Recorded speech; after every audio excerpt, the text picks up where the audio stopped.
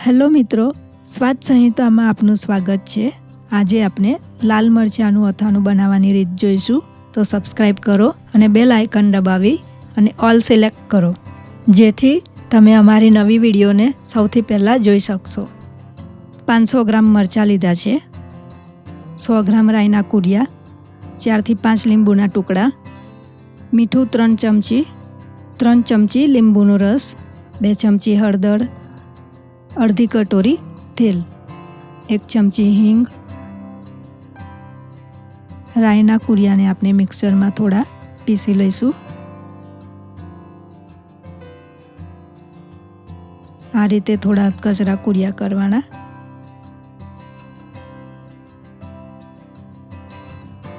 મરચાંને ચીરીને અંદરથી બી કાઢી નાખશું।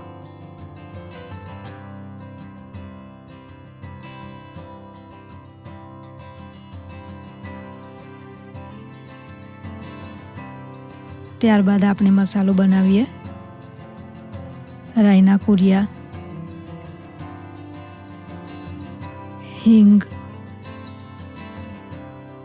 હળદર, મીઠું,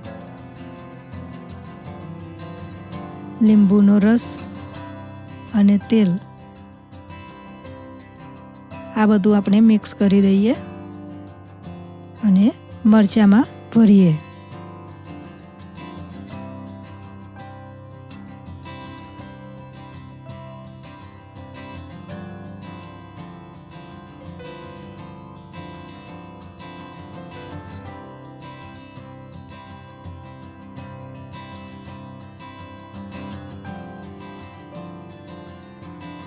મરચાં ભરાઈ ગયા બાદ આપણે આ રીતે કાચની બરણીમાં એને ભરી દઈશું।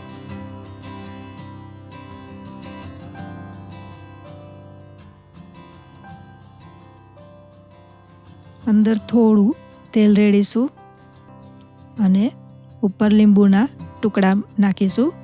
આ લીંબુના ટુકડા અઠવાડિયું મીઠામાં પલાળેલા છે। હવે આ બરણીને આપણે 4-5 દિવસ માટે અથાવા માટે છોડી દઈશું।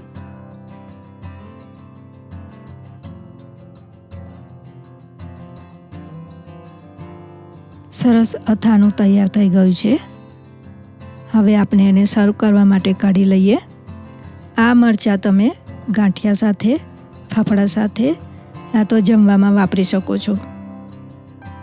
આ મરચાંને તમે 10 થી 15 દિવસ બહાર રાખી શકો છો અને 2 થી 3 મહિના ફ્રીજમાં રાખી શકો છો।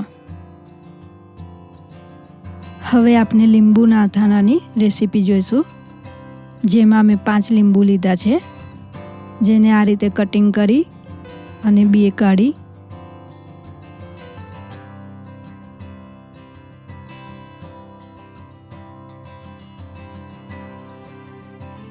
તેમાં 2 ચમચી મીઠું નાખી અને 10 દિવસ સુધી આપણે એને રાખવાના છે। પછી એને દરરોજ આપણે 2 ટાઈમ હલાવતા રહેવાનું છે। 10 દિવસ પછી આપણે આ લીંબુ સરસ અથાઈ ગયા છે। હવે એને આપણે સ્ટીમ આપવાની છે।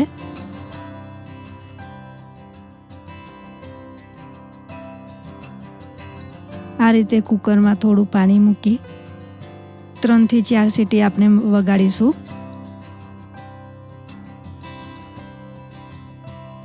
ત્યારબાદ આ સરસ બફાઈ ગયા છે લીંબુ, એને આપણે એક બાઉલમાં કાઢી લઈશું।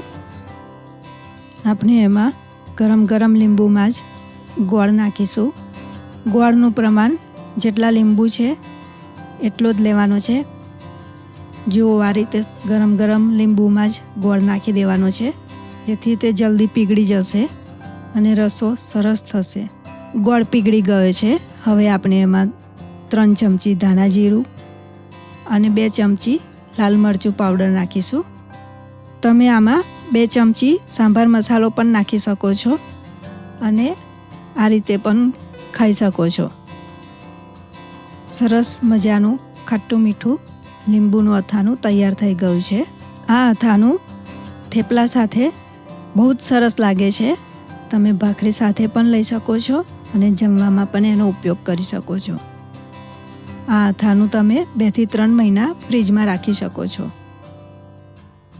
દોસ્તો, આ રીત તમને ગમી હોય તો તમે લાઈક કરજો, ગ્રુપમાં શેર કરજો અને સબસ્ક્રાઈબ કરજો.